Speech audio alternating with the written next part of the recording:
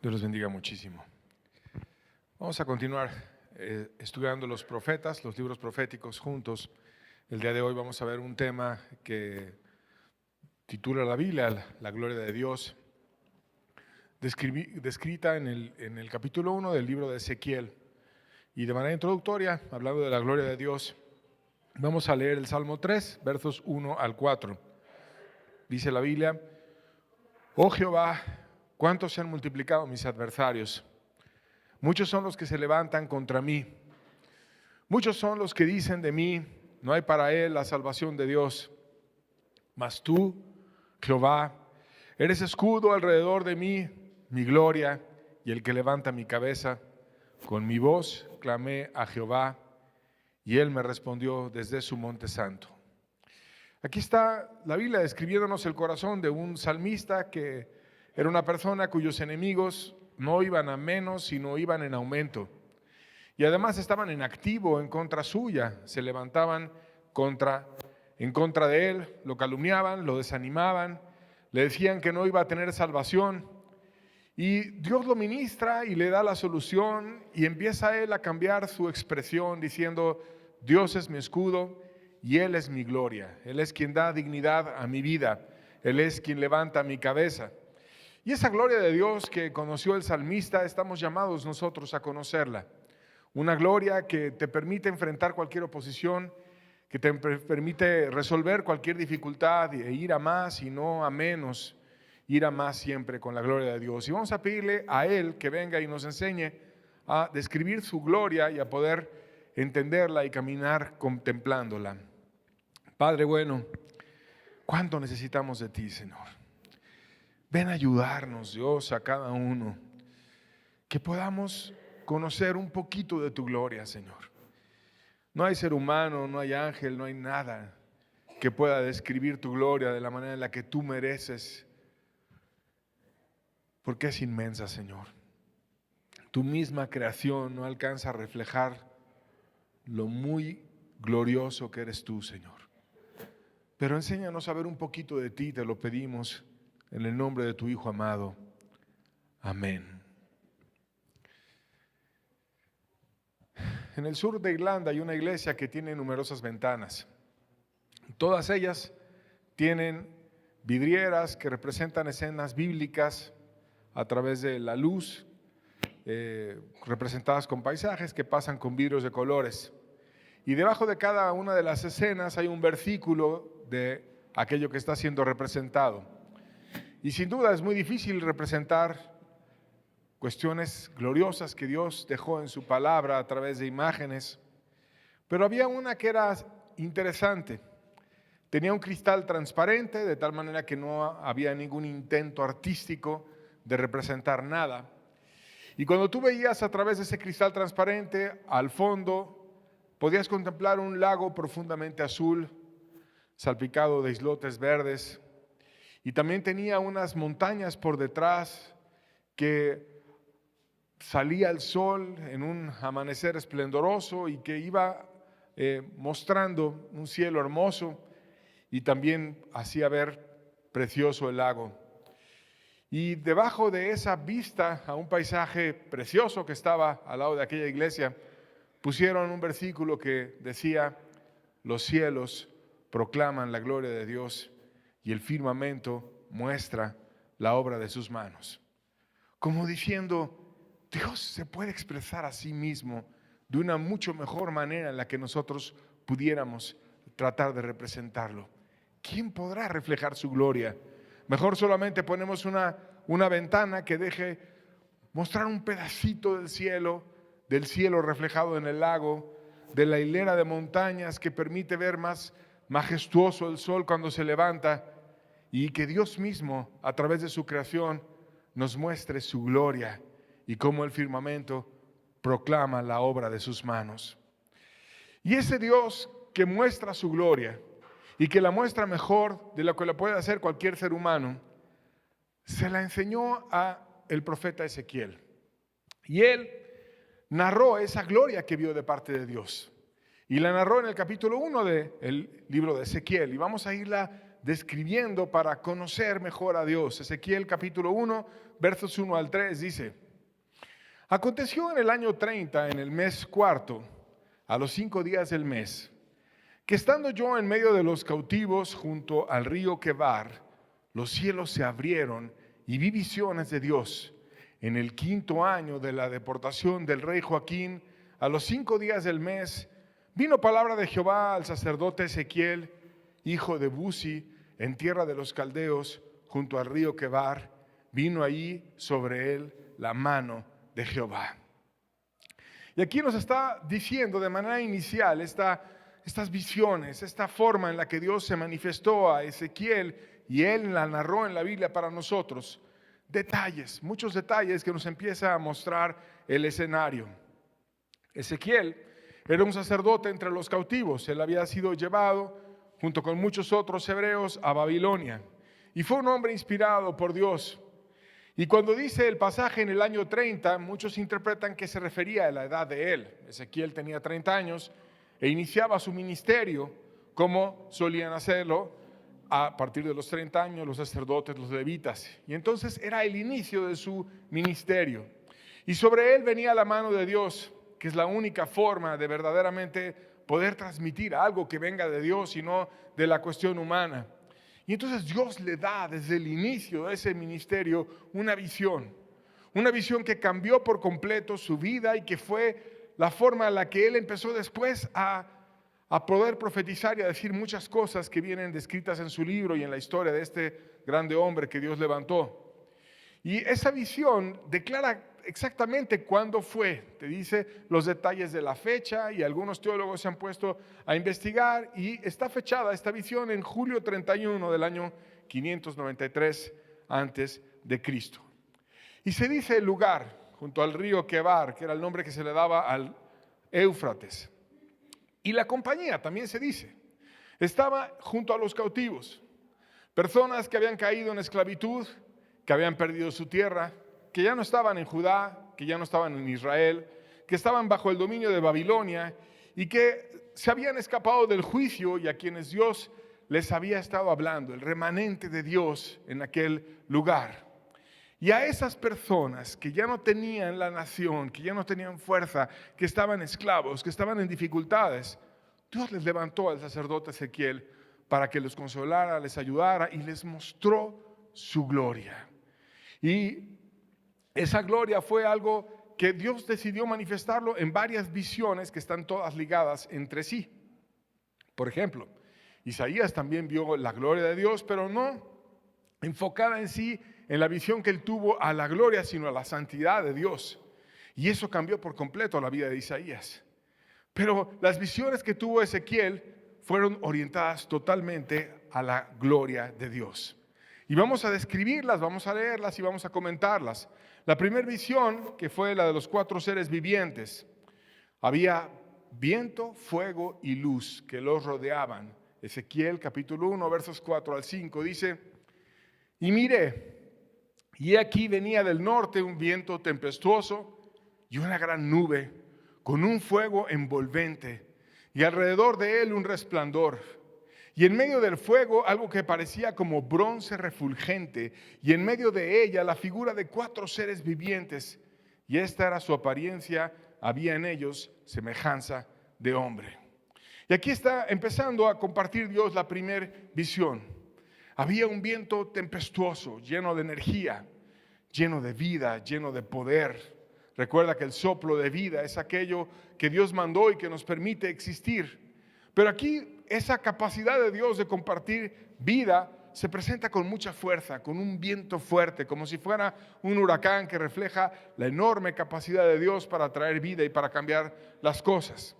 Y en medio de ese viento tempestuoso había una grande nube.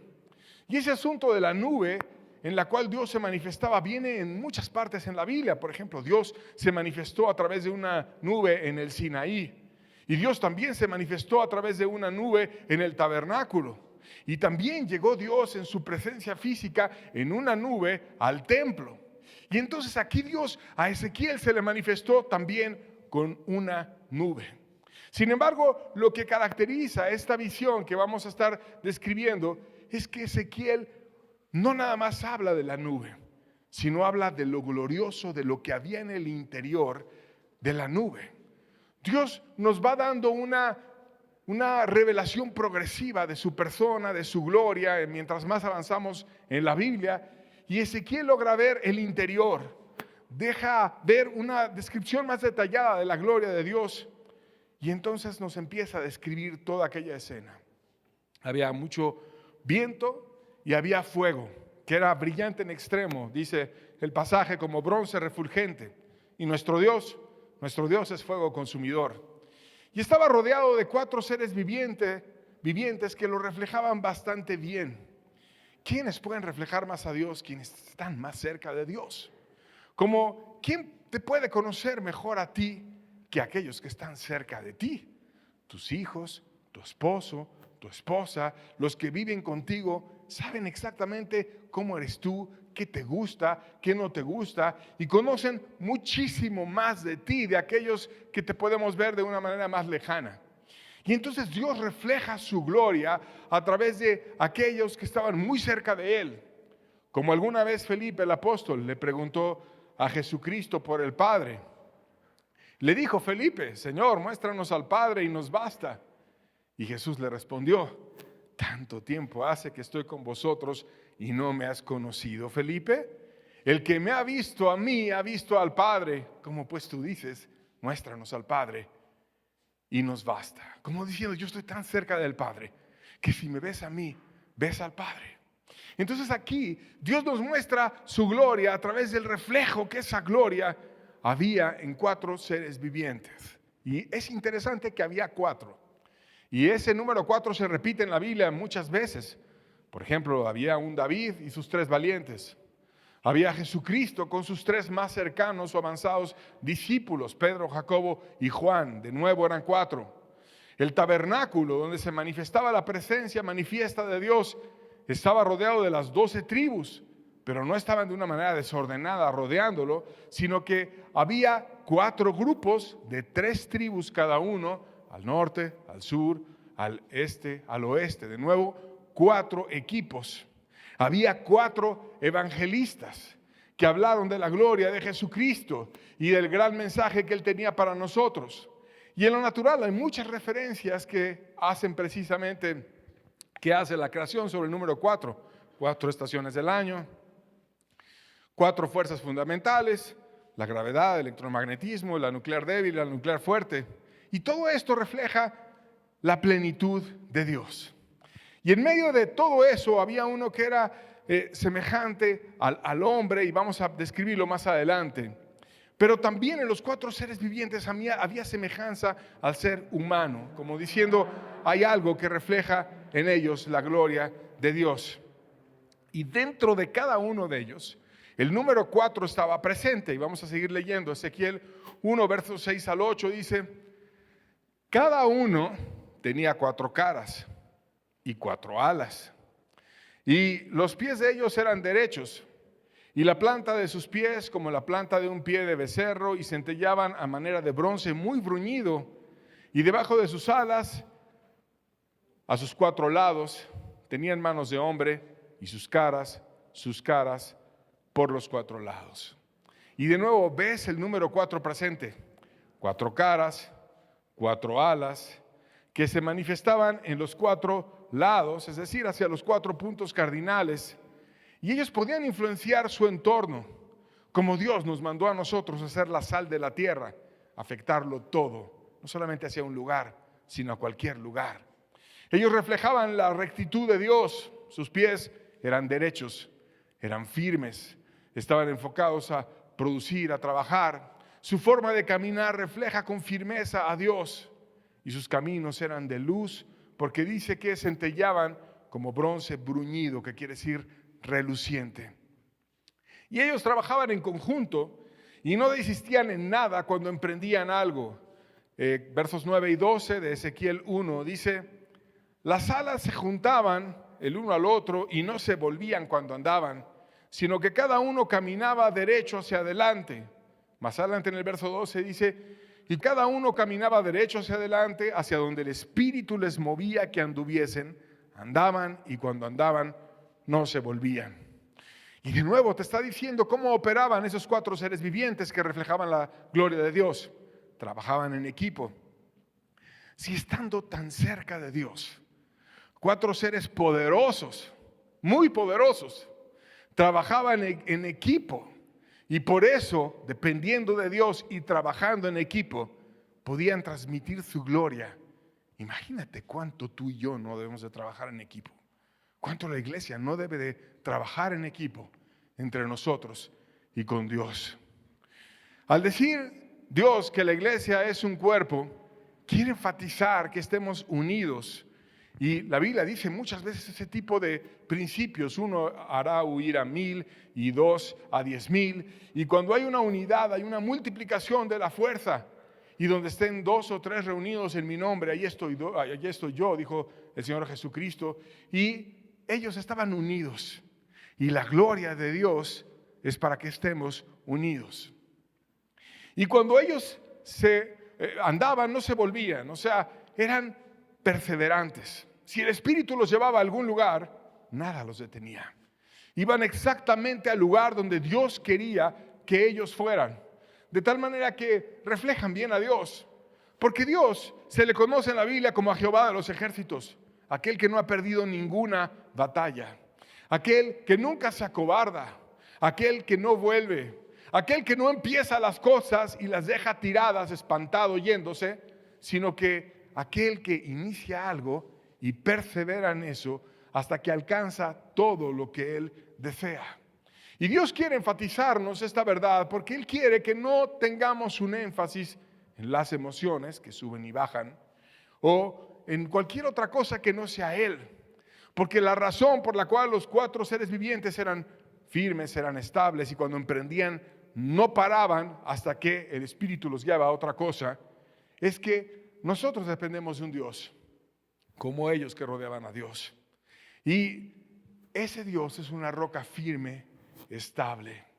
Y ellos caminaban hacia adelante, porque el camino del cristiano no es para retroceder, es seguir las pisadas hasta que alcancemos la estatura del varón perfecto.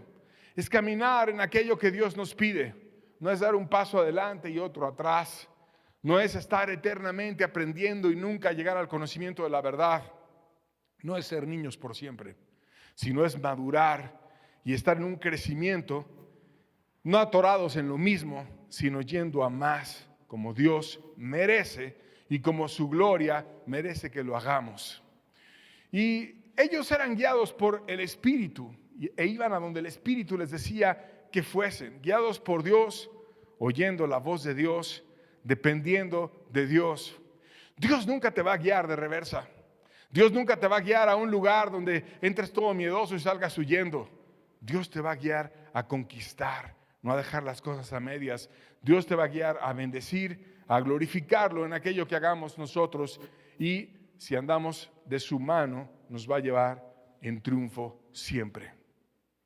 Y Dios nos revela la personalidad suya en esa gloria que describe a través de las caras de estos 4 seres vivientes. Ezequiel capítulo 1, versos 10 y 11 dice: el aspecto de sus caras era cara de hombre, cara de león, cara al lado derecho de los 4 y cara de buey a la izquierda en los 4. Asimismo había en los 4 cara de águila. Así eran sus caras. Y tenían sus alas extendidas por encima cada uno de ellos, las cuales se juntaban y las otras 2 cubrían sus cuerpos. Entonces empieza Dios a reflejar su gloria. Y a través de varias expresiones que tienen un reflejo a final de cuentas.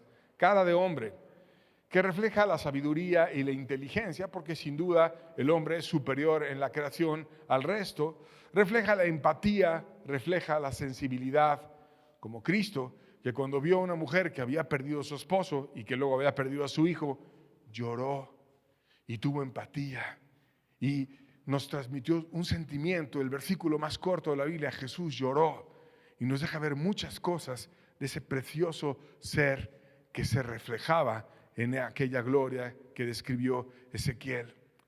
Pero no solamente eso, sino también cara de león. El león refleja la fuerza y el poder. Al lado derecho, como Cristo, estaba sentado a la diestra del Padre, y Él es el león de la tribu de Judá. No había animal conocido por los hebreos de mayor poder y tan imponente como un león. Entonces Dios a veces es empático, precioso, viene comprensivo, con sensibilidad, que llora, que te entiende, pero también cuando te va a defender es como un león. Es alguien fuerte, es alguien poderoso, es alguien que no se acobarda, es alguien invencible, pero también como un águila que es rápida, que es ágil, que tiene capacidad de verlo todo y que puede ir en las alturas y va viendo con una visión increíblemente potente que tienen las águilas. Desde muy alto y ven todo lo que pasa abajo. Y de pronto vienen y se acercan y toman algo y se lo llevan. Y así es Dios, contemplando toda la tierra para mostrar su poder a favor de los que tienen corazón perfecto para con Él. Y entonces tienen esos seres vivientes la capacidad de acercarse al cielo. Como Cristo nos mostró esa capacidad trayendo el cielo a la tierra. Y desde que Él inició y estaba siendo bautizado, una voz audible del Padre, que muchos dieron testimonio de ella, manifestó que Él era su Hijo amado y que en Él tenía complacencia, como apuntando a toda la creación a que viéramos a Jesús.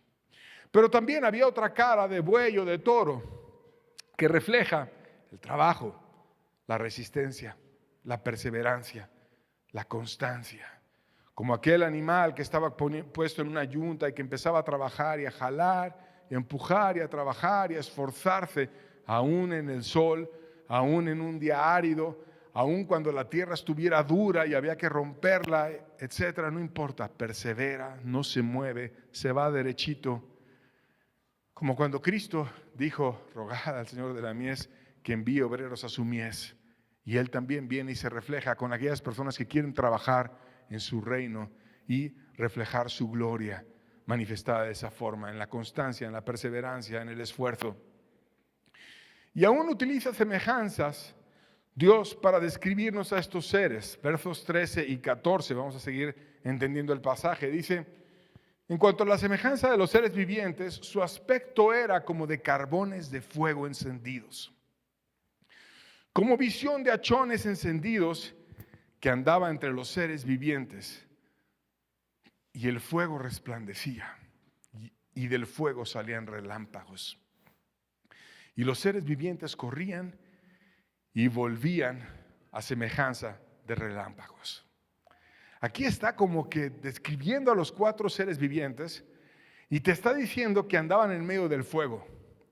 Y luego te dice que había una visión de hachones encendidos que andaba entre los 4 seres vivientes. ¿Quién es ese que es como hachones encendidos que anda entre los seres vivientes? ¿Quién es aquel que se manifiesta en los que tienen vida, en los que reflejan su gloria? ¿Y cómo se manifiesta ese en los que dignamente lo representan? Ahí dice, con fuego. Y entonces los 4 seres vivientes tenían fuego que resplandecía y de ellos salía relámpagos, que es la luz, y corrían y se volvían a semejanza de relámpagos. La luz es rapidísima. Y aquí nos está reflejando de nuevo la gloria de Dios. Porque lo que caracteriza más fuertemente a Dios es el fuego. En esta visión había fuego, había luz, había rapidez, había dependencia del Espíritu. Y alguien que verdaderamente esté cerca de Dios tiene fuego. No está todo tibio, no está todo opacado, no está todo, ay, no, pues no sé, no, pues algún día, no, pues quizás, sin fe, ahí todo lento, todo pasivo, todo religioso, todo muerto. No, eso no es andar en la gloria de Dios. Andar en la gloria de Dios es andar en medio del fuego. Es tener perseverancia, tener rapidez, ir a alumbrar con agilidad, como el fuego que consume. Y Dios no desea un acto religioso y muerto, sino Dios quiere que tengamos vida en nosotros mismos. Y cuando estamos de esa manera deseosa, reflejándole a Él como merece su dignidad, viene y se pasea un quinto entre nosotros que hace que resplandezca, que trae más fuego a nuestros corazones y que transmite más luz y más bendición. Y eso es lo más glorioso de la visión, el que Dios esté compartiendo su fuego con nosotros. Y cuando te dice el secreto de esos 4 seres vivientes, que es aquel que les transmitía el fuego, nosotros debemos de reflexionar que toda esperanza que pueda tener la iglesia es estar cerca de aquel que nos pueda transmitir el fuego. Y que es una grave maldad el andar de arrogantes, en tibieza y alejándonos de Dios, el apartarnos de Él y andar en religiosidad. Eso Dios no lo merece. Dios merece que siempre estemos cerca de Él, recibiendo su fuego y transmitiéndolo a los otros. Después viene una segunda visión, que es igualmente enigmática y de la cual hay muchos debates sobre a qué se refiere todo esto. Porque todo esto es complejo y hay muchos debates. Algunos dicen, ¿qué quieren decir los 4 seres vivientes? ¿A qué se refieren? ¿Por qué están así? Y esta segunda visión genera más debates todavía que los seres vivientes. Pero lo vamos a ir describiendo como dice la Biblia. Versos 15 al 17. Mientras yo miraba a los seres vivientes, he aquí una rueda sobre la tierra junto a los seres vivientes, a los 4 lados. El aspecto de las ruedas y su obra era semejante al color del crisólito, y las 4 tenían una misma semejanza. Su apariencia y su obra era como de rueda en medio de rueda, y cuando andaban se movían hacia los 4 costados, no se volvían cuando andaban.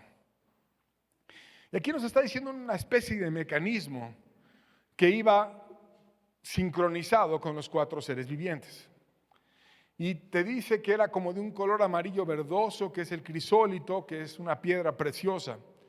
Y que era una rueda en medio de rueda que podía ir en cualquier dirección. El hecho de imaginarte eso, una rueda en medio de rueda que puede ir en cualquier dirección, ya te está haciendo pensar en un mecanismo mecánico complejo, que no tan sencillo te lo imaginas, para que pueda ir en cualquier dirección y tengas un sistema que tenga una rueda en medio de rueda.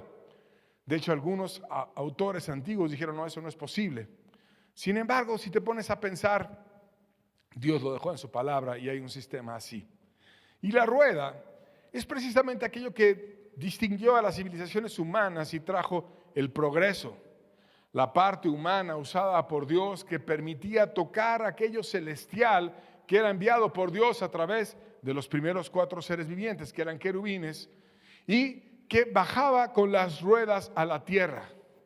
Entonces, ¿qué representan esas ruedas? Y aquí puede haber muchas interpretaciones. Algunos dicen, bueno, los 4 seres vivientes son personas de alto rango en un sistema más allá del mundo humano, en un sistema angelical que tienen alto rango, querubines, personas con mucha autoridad, como describe un reino celestial, con potestades, con principados, con tronos.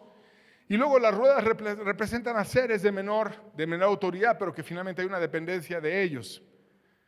Otros teólogos dicen que representa a la iglesia, que sinceramente yo me siento inclinado a esto, porque habla de ellos como de ruedas, que es algo que fue creado sin duda por el ser humano, y porque es la parte que toca el mundo, y porque dice la Biblia que Cristo en la iglesia es la esperanza de gloria, y porque cuando se da la acción humana guiada por Dios y muchas veces en sincronía con los ángeles, puede venir una gran bendición. Y eso en sincronía con los ángeles hay muchos pasajes que hablan de eso. Por ejemplo, un ángel le dijo a José que tomara a su hijo Jesús y que fuera a Egipto porque querían matar a los niños. Y entonces él obedeció y tomó a Jesús y tomó a su esposa y se fueron a Egipto. Y después vino Herodes y mató a los niños en Belén.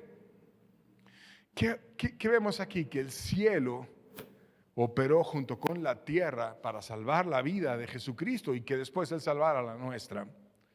Entonces, esos pasajes en los cuales hubo ángeles operando con hombres, vienen muchas veces en la Biblia. Y el mismo Jesucristo le dijo a Natanael, tú vas a ver el cielo abierto y ángeles que suben y bajan. Y cuando Jacobo tuvo una visión del cielo, vio una escalera que llegaba al cielo y ángeles que subían y bajaban.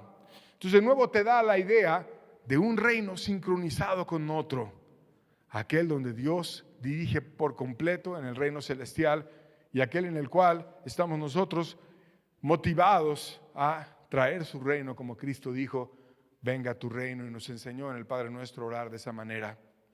Entonces, si esta parte de las ruedas representa a la iglesia, hay una parte interesante de reflexionar cómo estamos llamados a estar sincrónicos con Dios y dependiendo de Él y actuando en la manera que Él desea.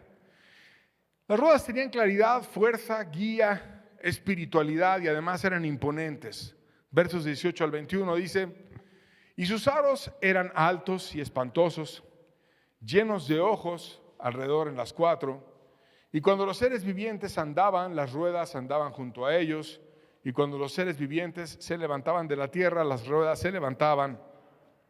Hacia donde el Espíritu les movía que anduviesen, andaban. Y hacia donde les movía el Espíritu que anduviesen, las ruedas también se levantaban tras ellos. Y por el Espíritu de los seres vivientes estaban, porque estaban en las ruedas el Espíritu. Y cuando ellos andaban, andaban ellas. Y cuando ellos se paraban, se paraban ellas. Y asimismo se levantaban de la tierra y las ruedas se levantaban tras ellos, porque el espíritu de los seres vivientes estaba en las ruedas. Y aquí vemos una operación interesante. Las ruedas que tienen muchos ojos, como la iglesia tiene muchos ojos que puede ver a todos lados, los cuales también representan la gloria de Dios que puede ver a todo lugar.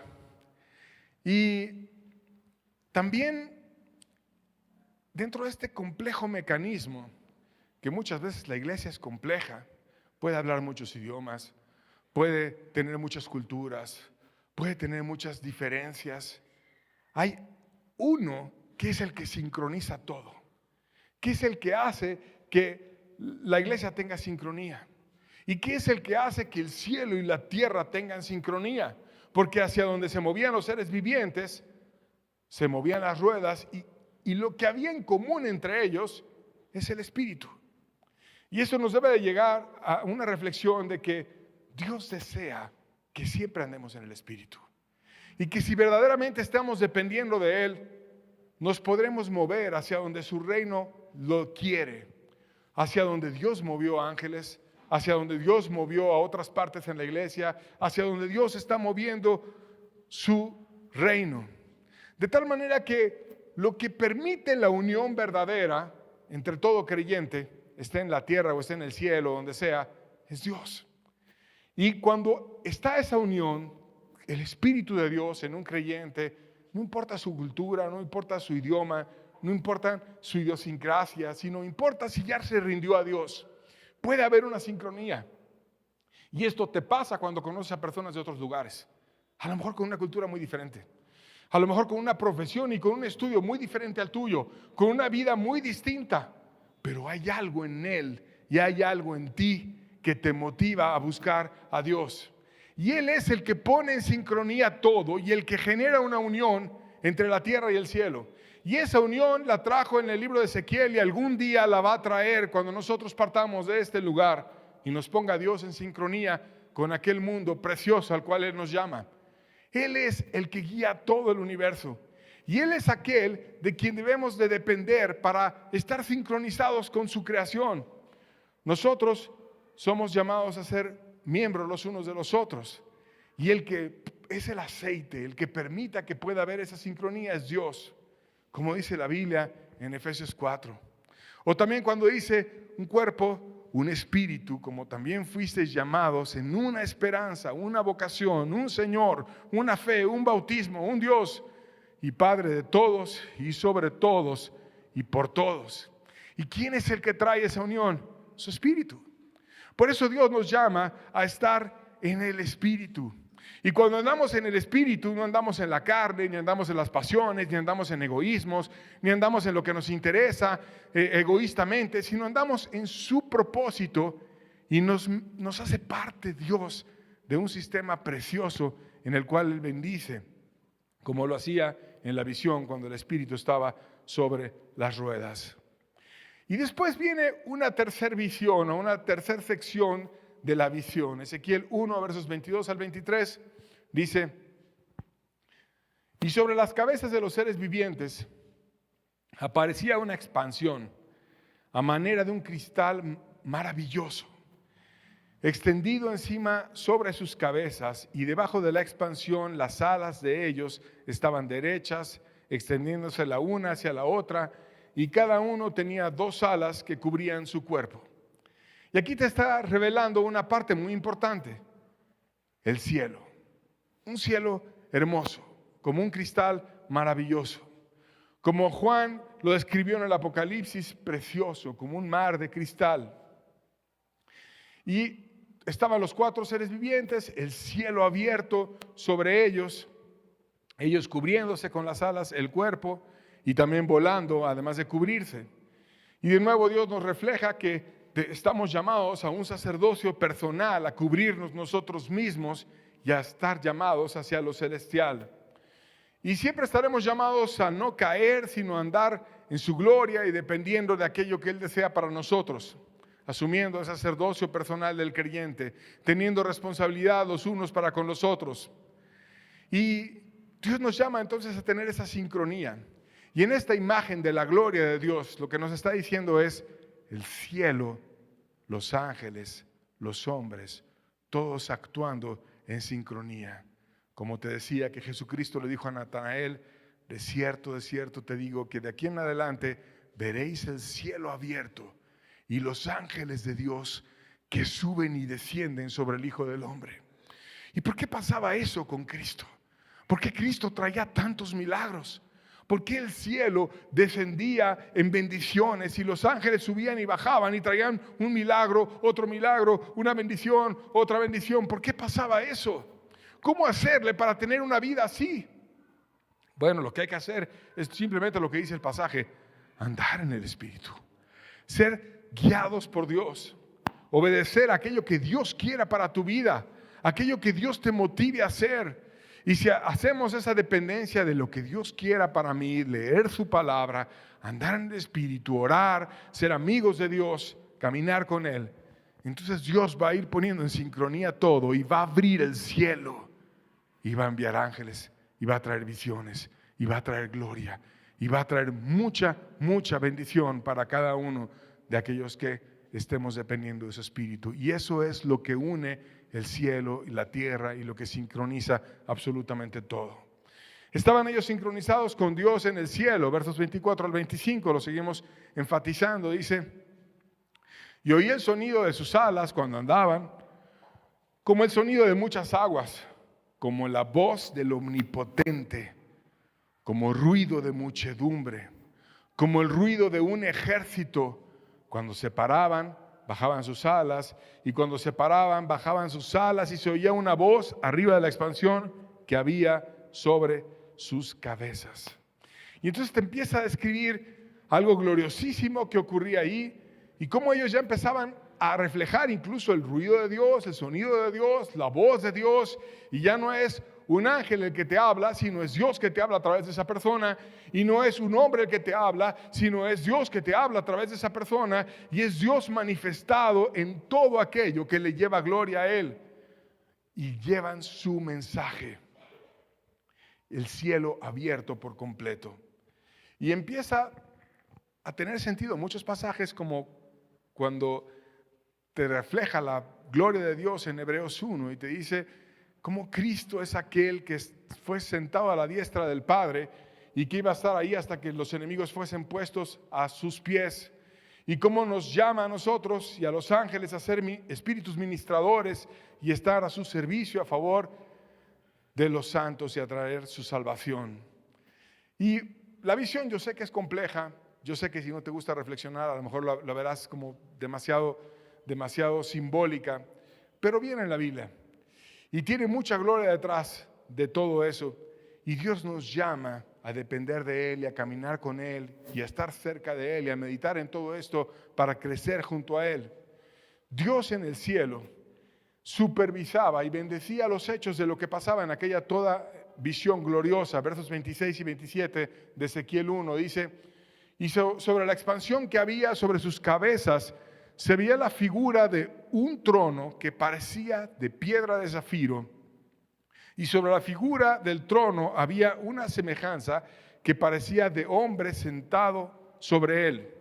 Y vi apariencia como de bronce refulgente, como apariencia de fuego dentro de ella en derredor, desde el aspecto de sus lomos para arriba y desde sus lomos para abajo, y vi que parecía como fuego y que tenía resplandor a su alrededor. Y entonces aquí está diciéndote Dios que había en el centro de todo eso, que es el trono de gloria ocupado por Cristo, que estaba brillante, que estaba lleno de gloria, que el fuego de nuevo lo distinguía y que había muchísimo poder y muchísima visión de cuestiones celestiales y que te inspiraba y que era aquello que sustentaba todo, que sustentaba a los seres vivientes, a los ángeles, a la iglesia, a todo. Y que Dios estaba en ese trono de pacto y que dentro de todo eso hace un llamado y como un recuerdo a que Él desea lo mejor para la creación. Verso 28 dice: como parece el arco iris que está en las nubes el día que llueve, así era el parecer del resplandor alrededor. Esta fue la visión de la semejanza de la gloria de Jehová. Y cuando yo la vi, me postré sobre mi rostro y oí la voz de uno que hablaba. Y aquí de nuevo mete otro símbolo, el arco iris, que es la luz del cielo que toca la tierra y que tiene muchos colores reflejados. Y que Dios lo dio como un signo del pacto con la humanidad después del diluvio, diciendo: yo te prometo que nunca más voy a destruir al mundo por agua. Y Dios es hermoso, hizo ese pacto con la humanidad. Y termina la visión diciendo: esta es la visión de la gloria de Dios. Quiero hacer un pacto con los hombres. Quiero estar cerca de los hombres. Y aquellos hombres que cayeron en el juicio, en el diluvio, y que después de aquel juicio yo hice un pacto, como diciéndole a la humanidad: yo nunca más quiero volver a traer un juicio así. Y para que eso no pase y para que la maldad no se multiplique, ven tú y camina conmigo y anda conmigo y sé aquel que dependas de mí. Dios nos invita a ese pacto. Y quizás estas situaciones sean complejas de analizar y de ver, pero vienen en la Biblia. Y es interesante e importante buscar y aprender para llevarnos un poquito de la gloria de Dios y buscar comprenderlo a Él y conocerlo a Él. Y si bien es cierto que puede haber diversas interpretaciones, y no quisiera yo ser dogmático y decir que necesariamente las ruedas son la iglesia, yo sé que pueden ser otra cosa, pero lo importante es que tú lo estudies y que tú te lleves algo que Dios te quiera dar a ti. Y que aquello que Dios te quiera dar a ti lo pongas en práctica y verdaderamente te lo lleves para cambiar y para reflejar mejor a Dios. Porque cuando Dios nos empieza a compartir su gloria, nos dice que tiene varias facetas y que aquellos que están más cerca de Él tienen un carácter que los distingue. Y si tú y yo nos acercamos a Él, ¿no será que Dios nos quiera cambiar también en esas áreas? ¿No será que Dios también nos quiera hacer como Él cambió a esos seres vivientes y reflejaron de su gloria de una mejor manera? ¿A qué me refiero? A que seamos nosotros valientes como un león cuando se requiere, no acobardado, no apocado, por nada intimidado por los que se oponen, sino con valor, porque la gloria de Dios es reflejada por un ser viviente que tenía una expresión de león. Pero también que seamos trabajadores como un buey que está bajo el sol y que no es flojo y que tiene fuerza y que tiene constancia y que está proveyendo, aunque sea difícil, dándole a los tuyos, trabajando para compartir con otros, no viviendo de los demás y pidiendo, sino siendo esforzado tú mismo para darle a los demás. Y si aquellos seres vivientes también eran ágiles y orientados a lo celestial y podían volar e ir rápidamente como un águila, no nos estará enseñando Dios: ven y sé rápido tú también. Oriéntate al cielo, porque hay un cielo abierto arriba y hay uno que está sentado en el trono y que está lleno de gracia y que quiere hacerte parte de ese sistema. ¿Y por qué no eres rápido tú? ¿Y por qué no tú te acercas rápido al cielo y a lo celestial también? Quitando la incredulidad, empezando a creer apoyándote en aquel que es poderoso para cambiar tu vida.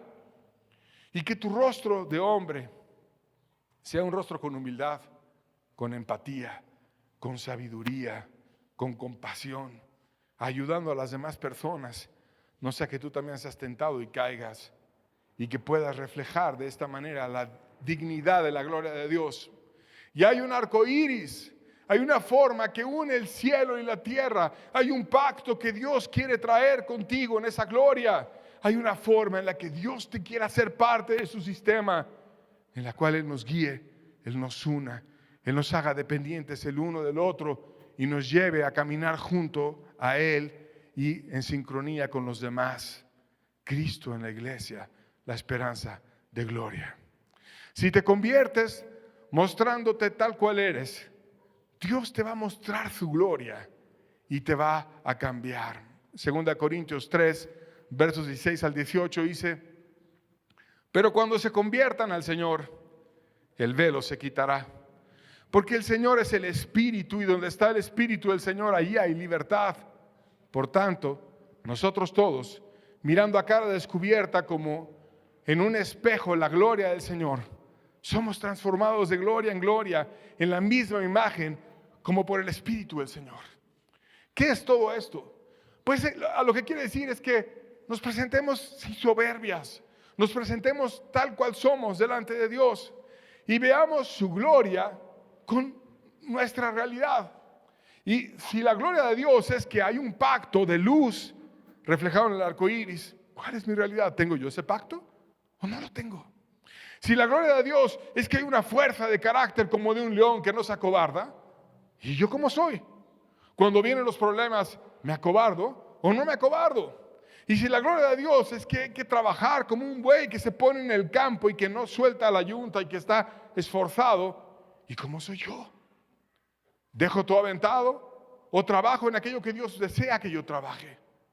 ¿Hay sabiduría en mi vida o no la hay? ¿Hay inteligencia o no la hay? Entonces, cuando Dios dice que te conviertas y que veas su gloria como en un espejo, quiere decir contemplar en un acto de humildad cómo eres tú realmente. Describimos la gloria de Dios y luego vemos nuestra realidad. Y entonces podemos con humildad decir: Dios, yo no tengo ese pacto. Yo no soy así, Señor. La verdad, en vez de ser trabajador, a veces soy flojo. A veces me acobardo. A veces no tengo sabiduría. A veces no estoy orientado como el águila hacia lo celestial. Y no voy hacia ti, sino voy hacia el pecado y hacia la maldad. No soy así, Señor. Pero pones tu realidad ante Dios como en un espejo. Y entonces dice la promesa: somos transformados y el velo se quita.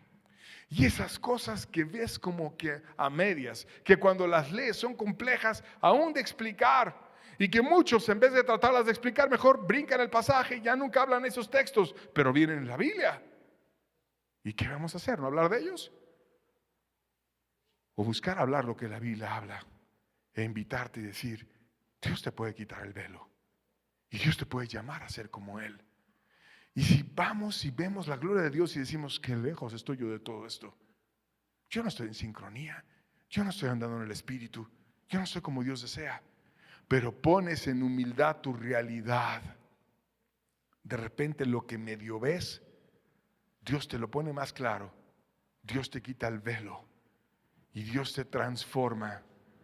Y Dios permite que exista una verdadera conversión en ti.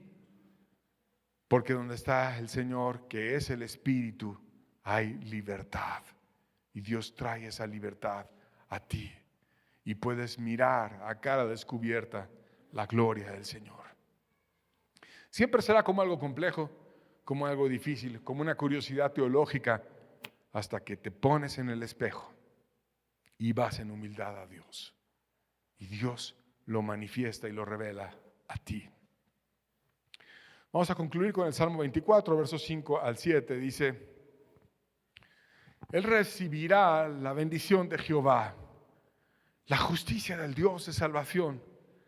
Tal es la generación de los que le buscan, de los que buscan tu rostro, oh Dios de Jacob. Alzad, oh puertas, vuestras cabezas, y alzaos vosotras, puertas eternas, y entrará el Rey de Gloria. Y aquí está muy hermoso, porque esa visión de la gloria que se manifestó en el cielo con 4 seres vivientes, con un mecanismo complejo de ruedas abajo de ellos y que te deja perplejo tratando de entender todo eso, te dice, alza, y ahora te compara a ti con una puerta. Pero no se refiere a una puerta, se refiere a un ser humano. Alza, oh puerta, vuestras cabezas, porque una puerta no tiene cabeza.